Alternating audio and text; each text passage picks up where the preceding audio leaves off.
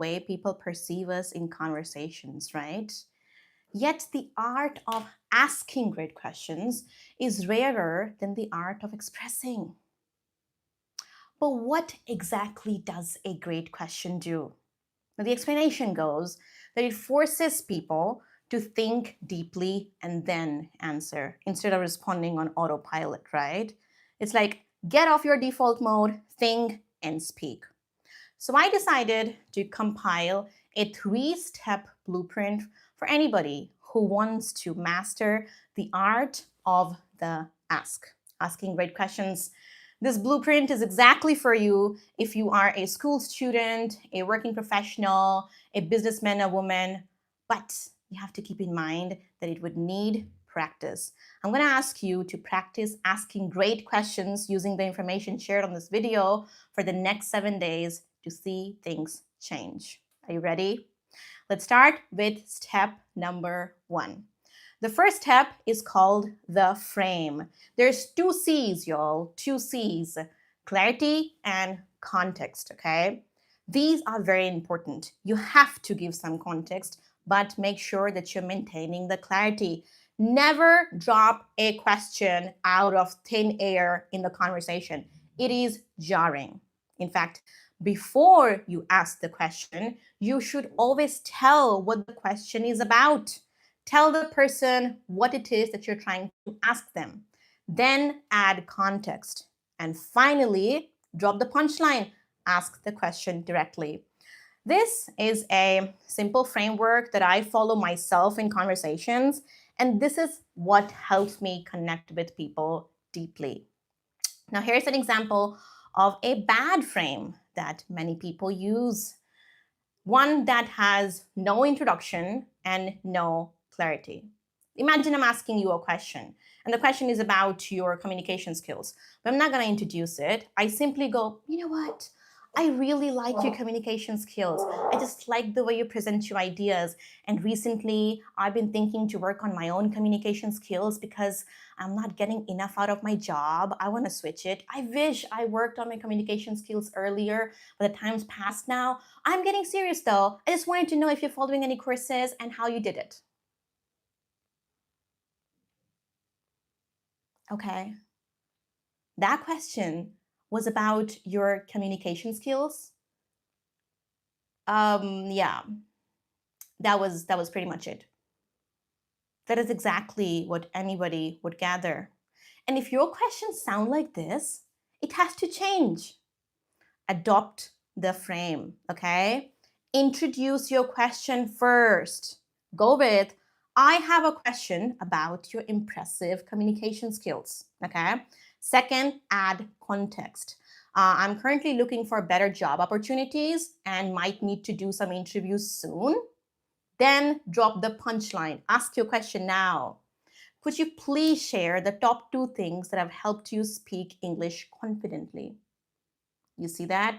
You see what I did? I took a literal word salad, okay, and I turned it into a crystal clear presentation. One that has an introduction, some context, and a direct question. The arrows, when you ask a question, the arrow shouldn't be going in all different directions, okay? Nobody likes that. Even if people don't say this, they're totally judging you if you ask questions like that. Adopt the frame. Step number 2 is about self-test. This is more of a pre-step. So what I'm trying to ask you here is you should self-test your questions. Before the words come out of your mouth, run a self-test. Ask yourself the question first. I do it all the time and it's a game changer. When you ask yourself the question that you're about to ask somebody else and the question feels a bit intrusive, a bit awkward, or a bit offensive, rephrase, okay? That is a red alert.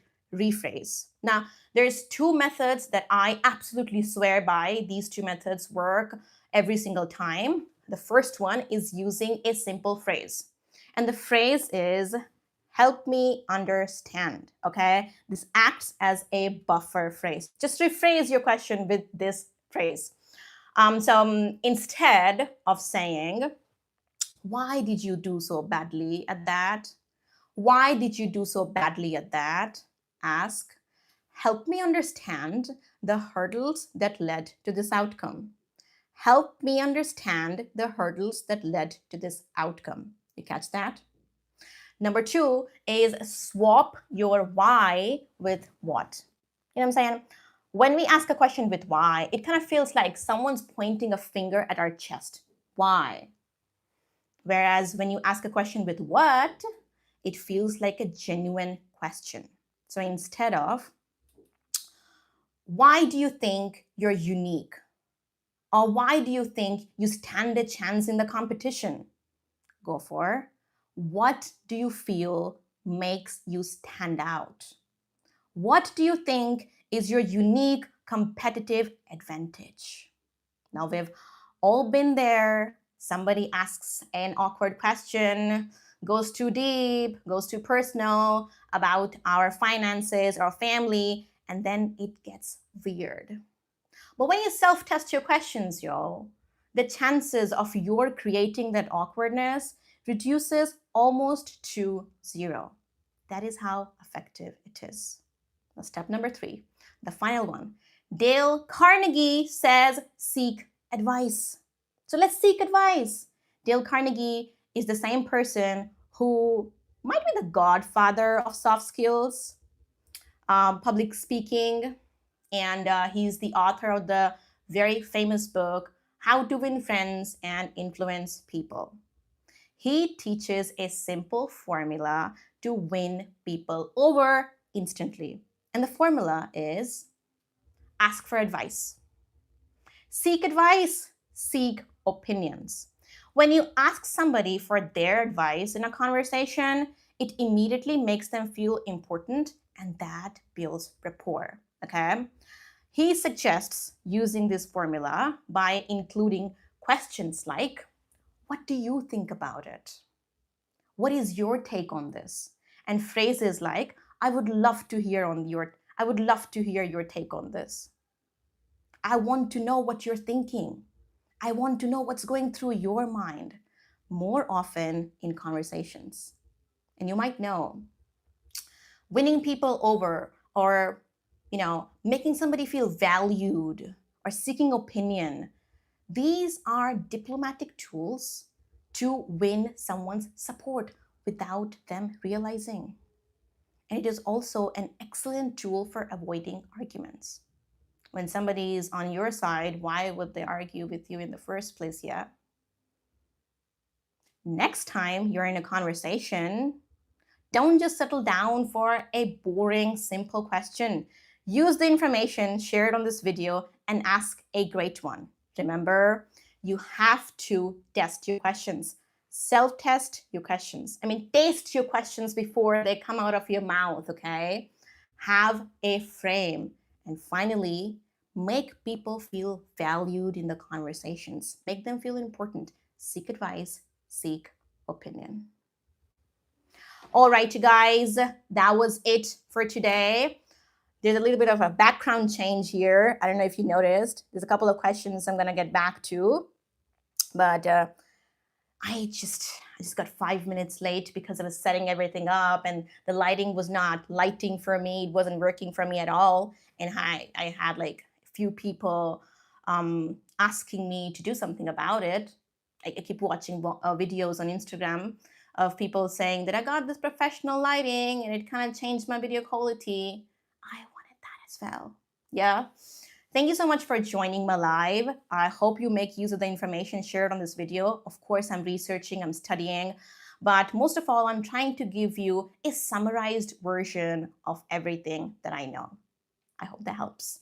The question that I received at the end of the live, at the end or at the beginning, let me check the time, is from Uttam. He says, hi ma'am, this is Uttam. I have a question for you. How to maintain consistency and motivation throughout an English journey?